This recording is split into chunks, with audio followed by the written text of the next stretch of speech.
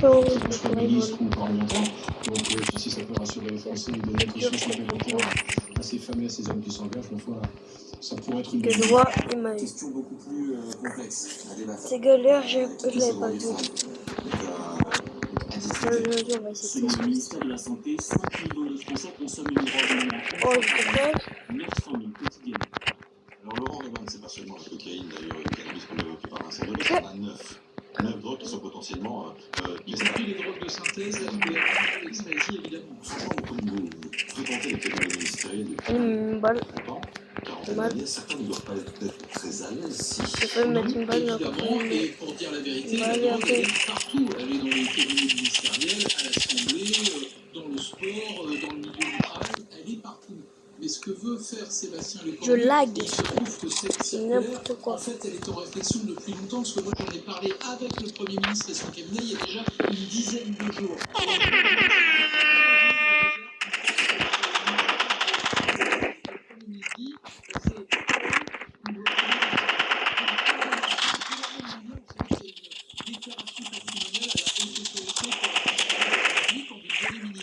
Peut-être que demain, il faudra une déclaration sur l'honneur pour dire je ne suis pas consommateur. Mais en attendant d'en arriver là, des tests sanitaires, inopinés, aléatoires sur les ministres, les membres de cabinet, les agents publics qui occupent des fonctions dites à risque. Oui, c'est une première. Mais c'est un peu de la com, vraiment. Non, ah oui, il va vraiment. Avec des sanctions à la clé. Vous en avez parlé, je crois. Absolument. Et j'ai lu la circulaire, et la circulaire, elle est très précise. Le Premier ministre demande aux différents chefs de service de les organiser, et pire que ça, de donner son plan. J'ai pas fait des pulses, j'avais 3 là. Donc c'est pas à la Saint-Denis, C'est impossible. maintenant.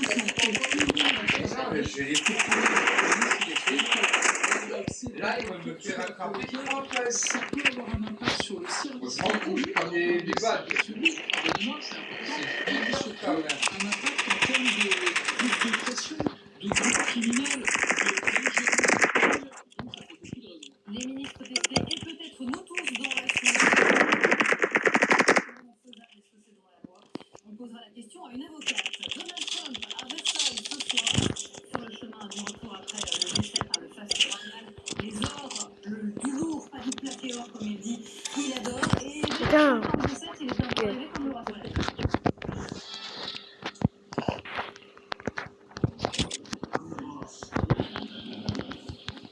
Eh vas-y, les...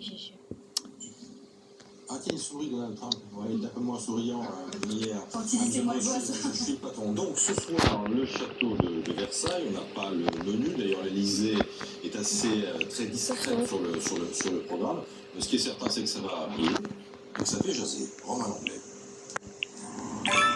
Donald Trump reçu en grande pompe par Emmanuel Macron à Versailles. Ces Français interrogés sont divisés ce matin. Au niveau économique, c'est tendu. Donc je pense qu'il y a d'autres priorités. Il peut le recevoir, mais un peu plus modestement. Ok pour qu'on reçoive ce chef d'État, ça me choque un petit peu. Parce que je trouve que ça a tendance à valoriser Trump. Voilà, et moi je suis pas en accord avec ce qu'il fait. Un dîner prévu ce soir dans la galerie des glaces du château, alors que les relations diplomatiques entre le président français et américain apparaissent crispées depuis plusieurs mois.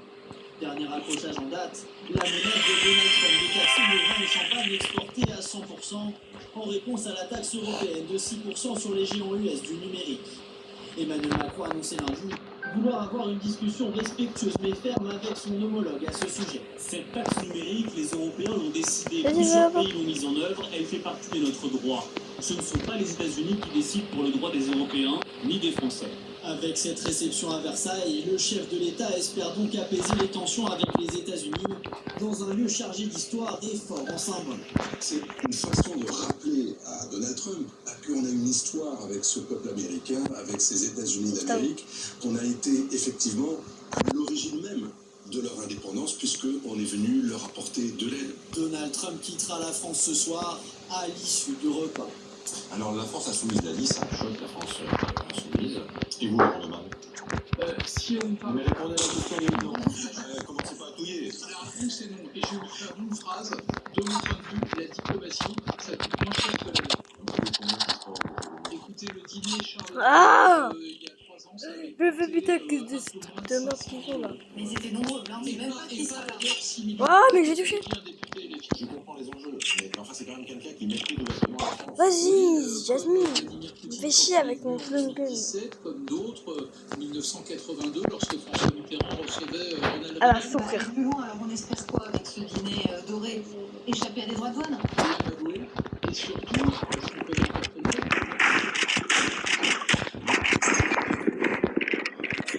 Par un déjeuner de 15h. Emmanuel Macron dit que c'était pour Donald Trump. Vous les suivrez évidemment ces conférences en direct sur BFM TV. Pourquoi il prend RPG, frérot? Tryharder. Suisse, Bill Evans, le vice-président américain d'un côté, de l'autre le négociateur en chef iranien Mohammad Radjab. D'ailleurs, avec Bakawan, les Américains Putain, Mini. c'est Mini, la même. vas-y, bijou. Toxique. Et ça, on n'y croyait pas jusqu'au bout, tellement elle paraît humiliante en fait. C'est la même, et même l'agence Tasnim, proche des gardiens de la révolution humanitaire, il y a 30, non même pas, c'est 15 minutes, il nous dit, mais cette version ne correspond absolument pas au texte original. C'est-à-dire même cette version-là ne convient pas aux gardiens de la révolution islamique. Il y a dans ce texte qui est C'est que les Américains l'aient accepté, c'est ça le plus. Il y a 60 jours. Oui, absolument. Dans ce texte publié, il y a deux catégories. Une catégorie que j'appelle urgente et une catégorie importante. Tout ce qui est urgent, c'est les droits de monde, c'est les avoirs gelés iraniens, c'est tout ce qui est économique et tout ce qui est la négociation sur le programme nucléaire, c'est reporté. Voilà. Les exigences iraniennes satisfaites, les exigences américaines reportées. Bon, on verra donc ce qui bouge d'ici 60 jours, c'est ce qu'il faut comprendre. Ah oui, absolument. La seule certitude qu'on a, il n'y aura pas un accord de paix. On verra. Bon, du coup, on a besoin de succès, donc on n'oublie pas l'équipe de France. Ils sont à la une de la presse quotidienne régionale, et surtout Mbappé, qui était attendu au tournant, et qui, en seconde mi-temps en tout cas, a ébloui. Voilà, il a marqué 2 des 3 buts de l'équipe de France contre le Sénégal, donc le rendement de Vas-y, non, il a touché. de l'équipe de France. L'Empire Stade Building a été illuminé aux couleurs des Bleus. Et vous voulez voir revoir les buts de l'équipe de France.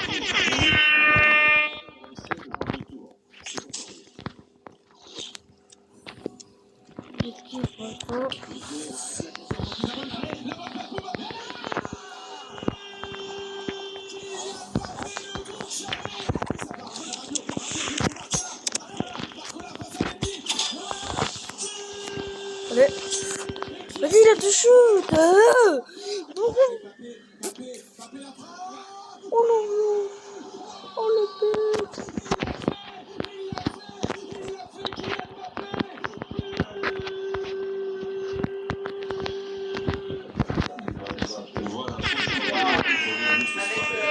Avec mon maréchal, le fait que j'ai fait des augmentations là, j'ai forcé là. Mais vous vous rattrapez. Le baromètre du Midi BFM, le gazole stable à 98, le samplon 95 à 1,94 qui poursuit donc sa baisse parce que le bras est sous les 80 $. Avec mon maréchal, peut-être faut profiter. Voilà. Continuer à baisser. Est-ce qu'on va retrouver les tarifs d'avant-guerre? Eh bien, c'est ce que dit ce matin Patrick Pouyanné, le patron général, qui était entendu par la commission des finances de l'Assemblée. Le prix d'approvisionnement est passé au cours depuis le début juin de 1,80. Je regarde sur le diesel, j'avais pris le diesel comme exemple de 1,94 à 1,85. Et bam. Ça va finir en beauté. Mais par rapport au début de la crise, le coût d'approvisionnement, il était à 1,65. Aujourd'hui, il est à 1,80. Oh le rageux. Oh le petit rageux. 1,70 tout de suite. Mais regardez. Les experts sont moins optimistes que Patrick Pouyanné. Pourquoi? Parce qu'on a les réserves des pays de l'OCDE qui sont au plus bas, moins 163 millions de barils. Exactement, une première, tout à fait. Ça veut dire qu'il va falloir reconstituer ces stocks de pétrole et donc ça va avoir une incidence sur la demande. Et si la demande...